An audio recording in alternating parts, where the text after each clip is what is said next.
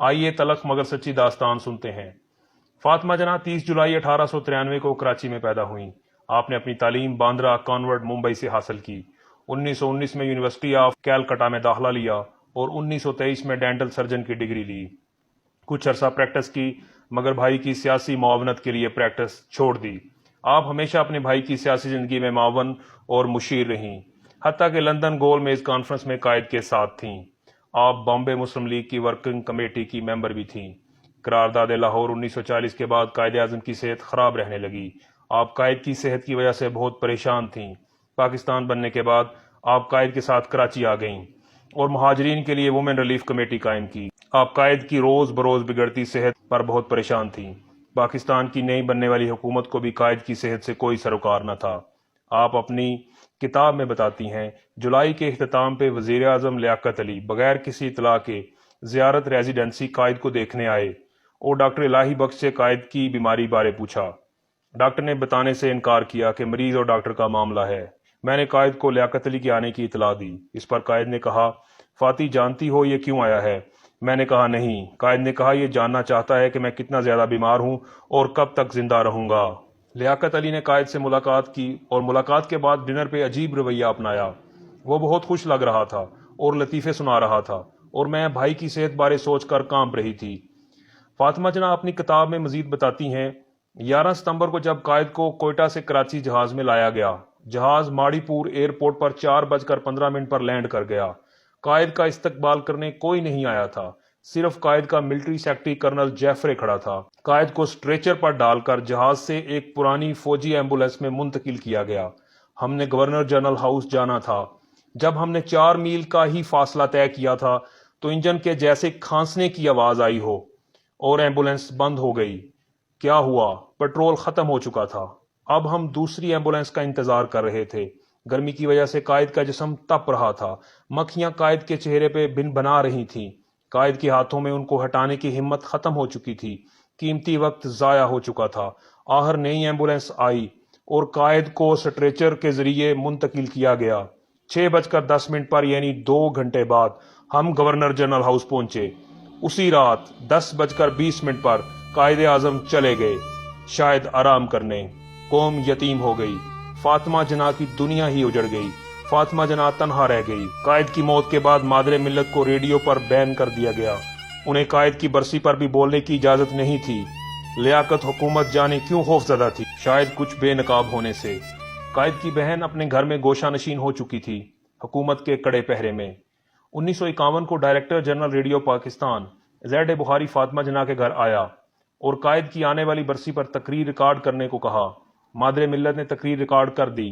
Recording سننے پر زید بخاری پریشان ہو گیا اور تقریر کا کچھ حصہ کاٹنے کو کہا۔ مادر ملت نے کہا، کٹنگ نہیں ہوگی، بے شک تم تقریر نہ چلاؤ۔ اس پر وہ ریکارڈنگ لے کر چلا گیا۔ ریڈیو پاکستان نے مادر ملت کی تقریر چلائی مگر سینسر کرنے کے بعد۔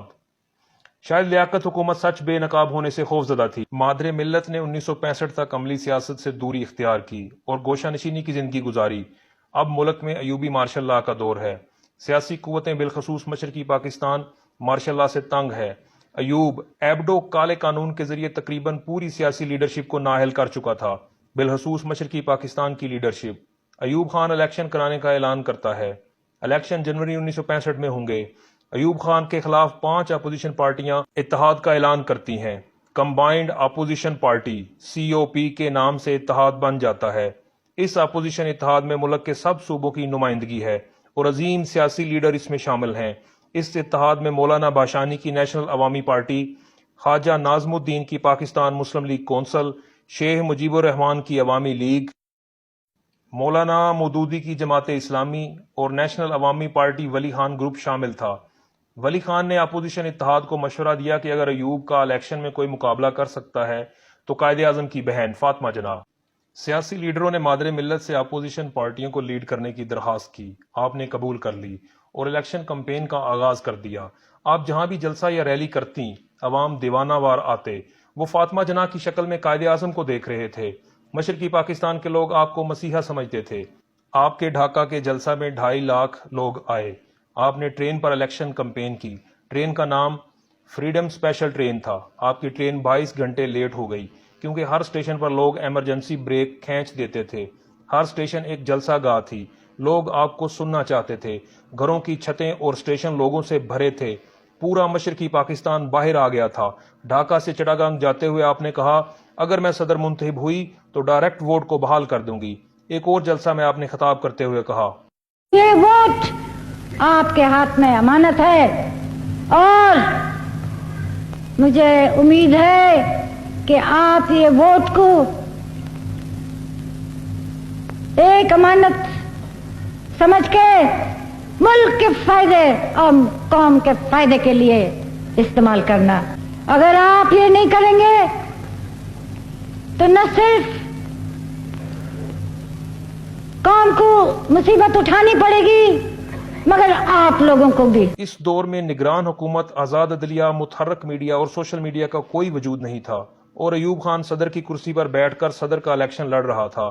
تو ایوب خان نے پری پول ریگنگ، پولنگ ڈے ریگنگ اور پوسٹ پولنگ ریگنگ سب کی، اور اپنے سرکاری وسائل کا بے پناہ ناجائز استعمال کیا۔ ایوب خان نے الیکشن جیتنے کے لیے شرمناک ہتھ کنڈے اپنائے۔ ایوب خان نے مولویوں سے فاطمہ جناح کے خلاف فتویٰ بھی لیا کہ عورت حکومت نہیں کر سکتی، اور فاطمہ جناح کو غدار تک قرار دے دیا۔ اور پھر الیکشن کا نتیجہ آ گیا۔ بے انتہا دھاندلی کے باوجود پاپولر ووٹ آپ جیت چکی تھی، مگر الیکٹرول کالج کے مطابق آپ کو ہرا دیا گیا، اور ڈکٹیٹر ایوب خان جیت گیا، مگر پاکستان ہار گیا۔ شاید اسی دن پاکستان بنگال کو ہار گیا، کیونکہ اپوزیشن سیاسی پارٹیوں میں شیخ مجیب الرحمان اور مولانا باشانی دونوں شامل تھے، اور جمہوریت کے ساتھ ہونے والے اس تماشے کے گواہ بھی تھے اور متاثرین بھی تھے۔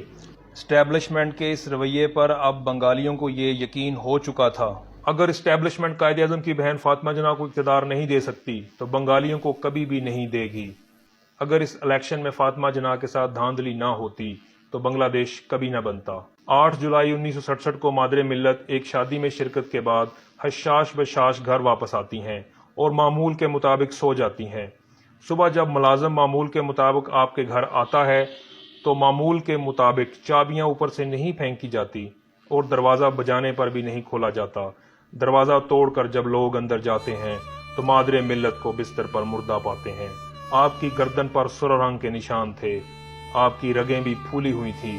غسل دینے والی عورت بتاتی ہے کہ آپ کے جسم پر بھی تازے زخم کے نشان تھے۔ غسل کے بعد آخری دیدار کی اجازت تک نہیں دی جاتی۔ مادر ملت کی وصیت تھی کہ انہیں قائد اعظم کے ساتھ دفنایا جائے۔ حکومت اس کی اجازت نہیں دیتی۔